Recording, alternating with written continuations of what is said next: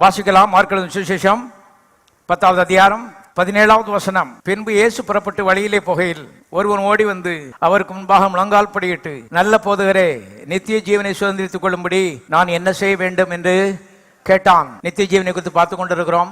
ஒரு மனுஷன் பணக்காரன் வந்து கர்த்தர்ட்ட கேட்கான், நான் என்ன செய்ய வேண்டும்? நித்திய ஜீவன் என்பது அருமையான ஒரு ஈவு என்பது வேதம் போதிக்கின்ற ஒரு விஷயம். ரோமர்கள் நிருபம் ரோமர் 6:23, பாவத்தின் சம்பளம் மரணம், தேவனுடைய கிருபை வரமோ நம்முடைய கர்த்தராகிய இயேசு கிறிஸ்துவினால் உண்டான நித்திய ஜீவன். ஆகவே கிருபை வரம் சொன்ன ஆங்கிலத்தில் கிஃப்ட் என்று எழுதப்பட்டிருக்கிறது. தேவன் கொடுக்கின்ற ஒரு ஈவு. கவனிங்கள், இந்த ஈவு இயேசு என்கிற ரூபத்திலே இந்த பூலோகத்துக்கு 2000 ஆண்டு முன்பாக வந்தது.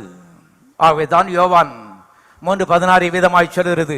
வாசிக்கலாம். யோவான் சுவிசேஷம் 3வது அதிகாரம் 16வது வசனம். தேவன் தம்முடைய ஒரே பேரான குமாரனை விசுவாசிக்கும் எவனோ அவன் கெட்டு போகாமல் நித்திய ஜீவனை அடையும்படிக்கு இயேசுவை தந்தருளி இவ்வளவாய் உலகத்தில் என்ன செய்தார்?